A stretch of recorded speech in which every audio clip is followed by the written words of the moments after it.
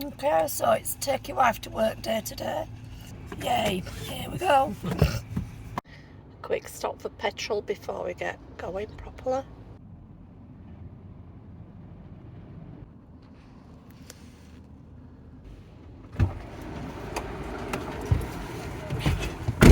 Hello. Hello.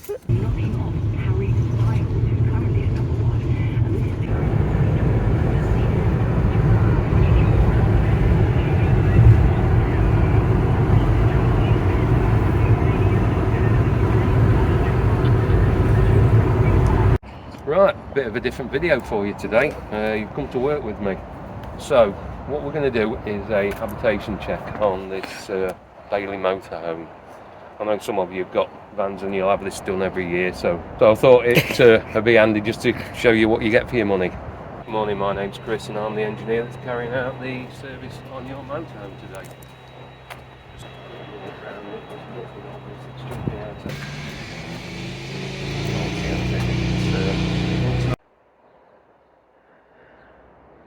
nothing's been damaged up here. I recommend changing your gas hose at 5-yearly intervals and your regulator at 10-yearly intervals. Right, okay. It doesn't give me a manufacture date on this. This has got the gas low system in it, the refillable bottles. But it does give me a replacement date, which is 2039. These are braided hoses, a bit different to the standard rubber hose that you'll probably have on yours, unless you've got this kit fitted. So, yeah, replacement date 2039. Right, this is just my way of doing things. Once I come inside, the first thing I do is check the 12 volt side. So, then on 12 volt, we're looking for all the lights that are working. Usually, trick is finding where all the switches are for half of these. Right, these are touch ones. The battery's quite highly charged, so I just want to drop a bit of power out so I can test that the actual vehicle charger's working. To be these touch ones.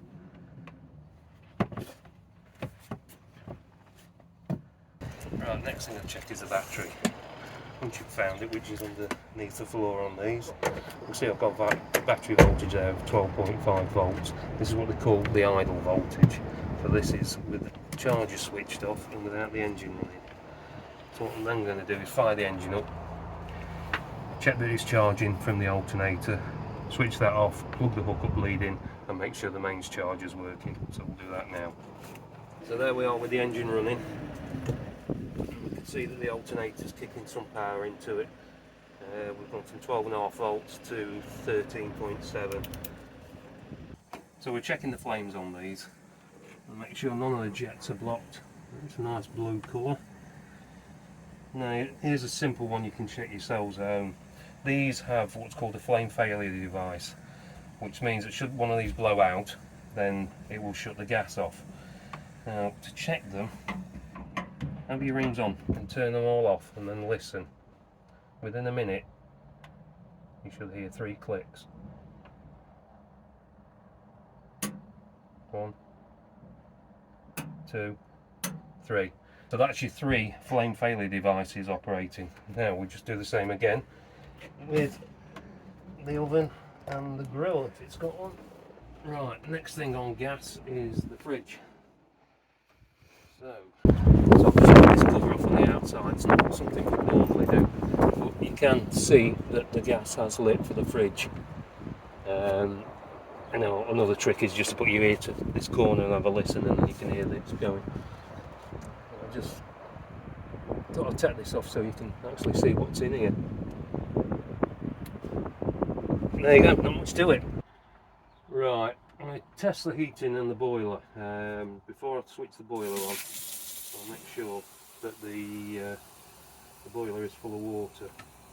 If you have a look in here, these new Aldi heating systems, well, you should be able to hear that it's running. I've just fired it up from the control panel. Just make sure none of the pipe work in here is leaking. Everything looks dry. And make sure the dropout points are clear. Just there. So that needs to be clear and vented to outside, and also to have a grill on it to stop any little mices getting in. Another one, I've just plugged the hook up in. We're just going to check for polarity on the sockets. That looks fine.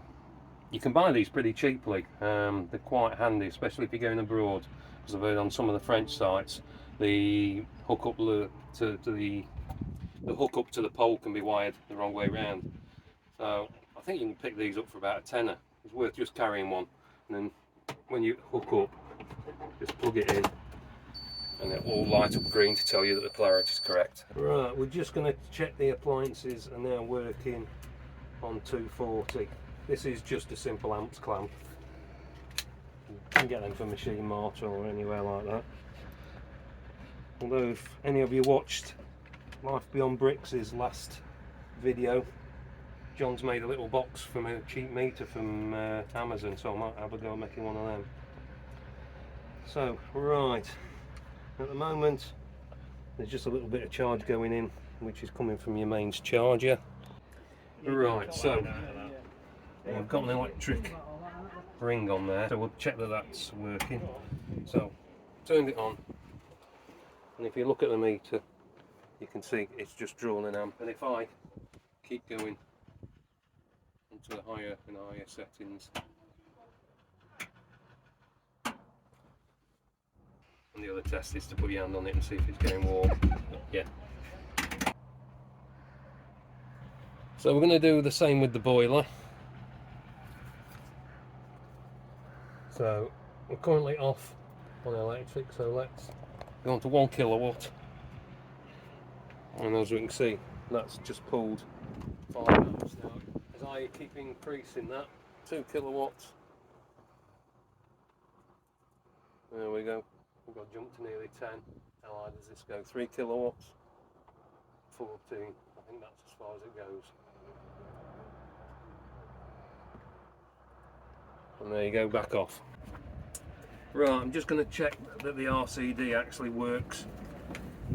It's going to trip out if anything goes wrong. Now this little box of tricks here, I pop this in line, and when I'm testing, it makes sure that it doesn't pop the electric out in the house.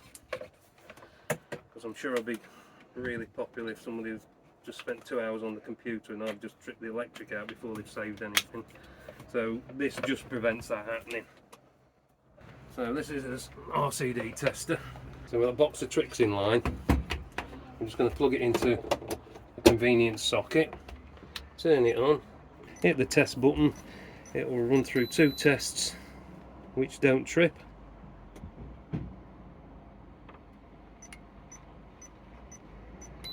See, that's passed. Now the next 4 tests, it should trip the RCD out. Right, next we just check the alarms. So you've got your smoke alarm. See, that works. Be quiet. Thank you. And your CO alarm. The other thing we check is all your windows and blinds. So basically make sure the windows operate properly and just check the seals. Just make sure they're on properly, no cuts or anything in them. And then check your blinds. So you've got your fly screen, and we've got your blackout blind.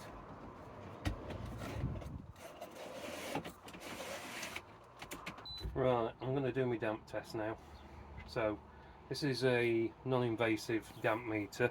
If it picks up any moisture, you'll get a reading like that. That's picking up the moisture out of my skin. What I record is any reading above 15.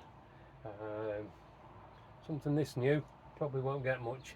One tip though, if you are booking a habitation check, try and leave some room in the back of the cupboards. Because as you can see around the windows, it's sometimes difficult to get in a lot of the areas.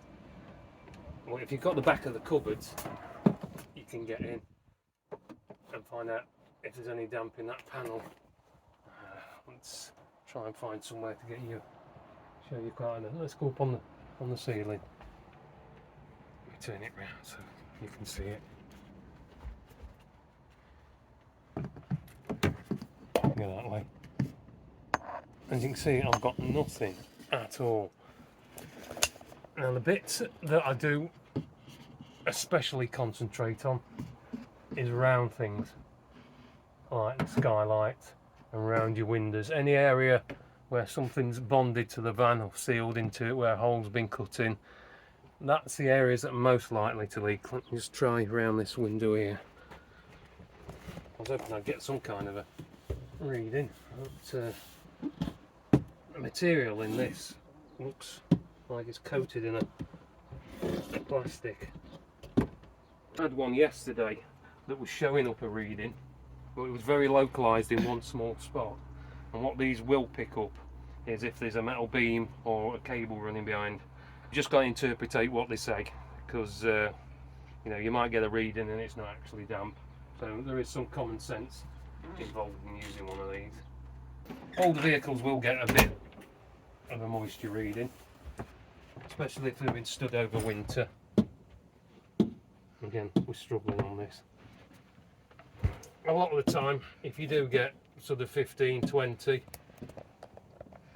just putting a dehumidifier in, leaving the windows open and having your heating on, you'll find you usually cure it. Yeah, if you look there, it says dry, but it's got a reading of 11.6. That's completely normal. That's nothing to worry about. While I'm going around doing these, I am checking the floor for any delamination as I'm walking around. This one's absolutely solid. It's not the end of the world if they do delaminate. You can get a kit that injects a resin.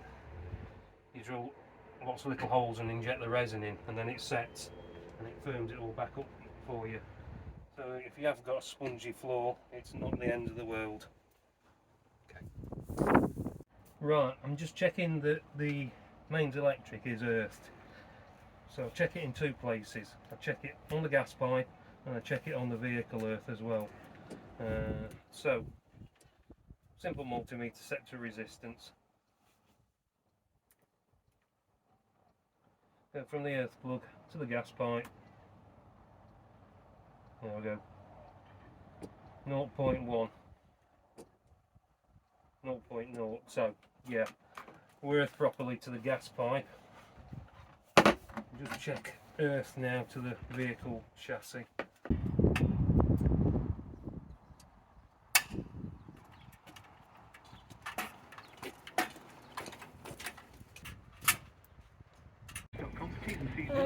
So that's us all done.